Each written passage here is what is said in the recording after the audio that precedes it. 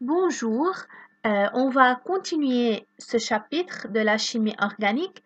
Dans cette partie, on va apprendre les trois formes différentes d'un composé, la formule moléculaire, la formule développée et la formule condensée. Et on va voir des tableaux montrant les alcanes, les alcènes et les alcynes sous forme de ces trois formules différentes. Les alcanes. Les alcanes sont les hydrocarbures saturés. Ils ne comportent que des liaisons covalentes simples entre les atomes de carbone dans leur chaîne, ayant comme formule générale CnH2n plus 2, tel que n plus grand ou égal à 1 représente le nombre d'atomes de carbone. Leur nom se termine par le suffixe -an. Observez maintenant cette vidéo. Les alcanes sont des hydrocarbures saturés. Cela signifie qu'ils possèdent des liaisons covalentes simples entre ces atomes de carbone. Une liaison covalente simple est une paire d'électrons partagés. Prenons le premier alcane de la série, le méthane, CH4. Le carbone possède 6 électrons au total. 4 d'entre eux sont sur la couche externe. Ainsi, le carbone a toujours besoin de 4 liaisons covalentes supplémentaires pour être stable. Dans le méthane, les 4 atomes d'hydrogène ne possèdent qu'un électron et donc forment une liaison covalente avec les atomes de carbone, chacun d'entre eux partageant une paire d'électrons. Le méthane est un gaz naturel et il est souvent utilisé dans les maisons pour le chauffage ou la cuisine. C'est également ce même gaz qui est rejeté par les vaches lorsqu'elles éructent ou flatulent. Il provient alors de la fermentation de la nourriture par les bactéries situées dans leur estomac. La molécule suivante dans la série homologue des alcanes est l'éthane, qui possède 6 atomes de carbone. Comme vous pouvez le voir, une liaison covalente simple est formée entre les 2 atomes de carbone, ainsi que 6 atomes d'hydrogène supplémentaires, formant des liaisons covalentes pour compléter la molécule.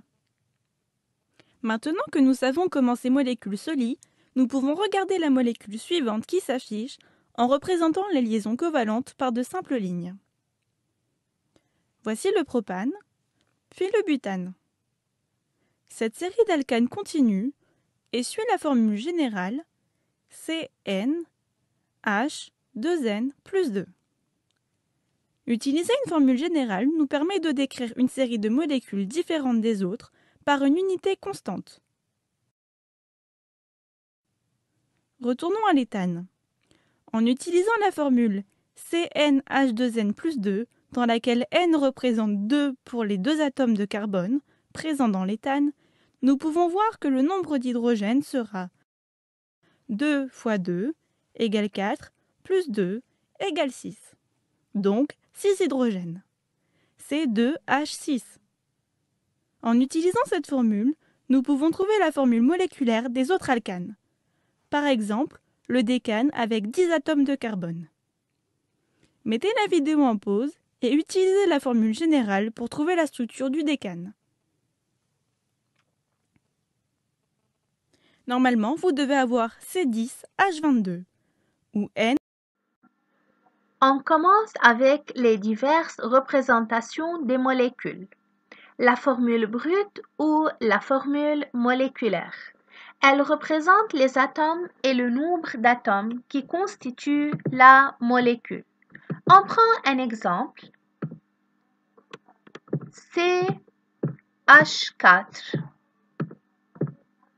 C'est la formule moléculaire de méthane.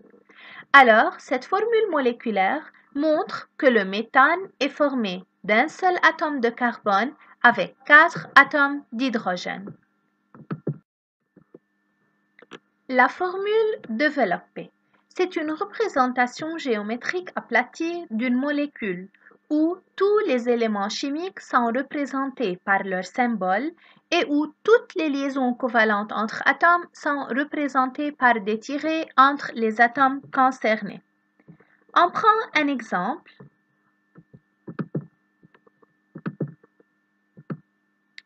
La molécule CH4, on écrit l'atome C au milieu et on trace les 4 liaisons covalentes simples avec 4 atomes d'hydrogène.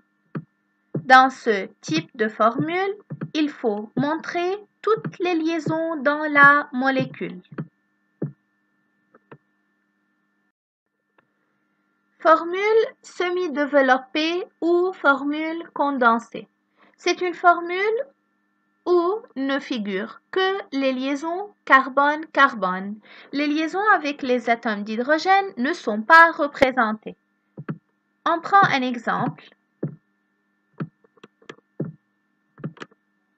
CH3, liaison CH3. Alors, dans ce type de formule, on voit que seulement la liaison entre les deux atomes de carbone est figurée, alors que les liaisons avec les atomes d'hydrogène ne sont pas représentées. Observez maintenant un tableau de comparaison entre les diverses représentations des molécules. J'ai donné comme exemple la molécule d'eau ayant comme formule brute ou bien formule moléculaire H2O, ce qui montre que la molécule d'eau est formée de deux atomes d'hydrogène avec un atome d'oxygène. La formule développée, c'est OHH, qui montre toutes les liaisons dans la molécule, et la formule semi-développée ne montre pas toutes les liaisons. Autre exemple, qui est un alcane, le propane, C3H8 comme formule brute, ce qui montre que le propane est formé de 3 atomes de carbone avec 8 atomes d'hydrogène. La formule développée montre toutes les liaisons dans cette molécule, les liaisons entre les atomes de carbone et les liaisons entre les atomes de carbone et les atomes d'hydrogène. Après, la formule semi-développée ou bien la formule condensée montre seulement les liaisons entre les atomes de carbone, alors que les liaisons entre les carbones et les hydrogènes ne sont pas représentées. Maintenant, c'est à vous de faire ce tableau des 10 premiers alcanes. Tout d'abord, il faut écrire les N. N, c'est le nombre de carbone. On commence de 1 jusqu'à 10. Après, c'est à vous de chercher les noms des 10 premiers alcanes.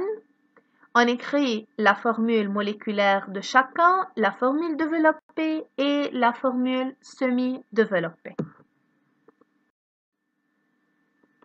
À la fin, il faut bien observer la vidéo, étudier les noms des 10 premiers alcanes, savoir écrire la formule moléculaire de ces alcanes d'après la formule générale de l'alcane, puis il faut compléter les deux tableaux suivants, le premier pour les alcènes et le deuxième pour les alcynes, de n égale à 2 jusqu'à n égale à 5.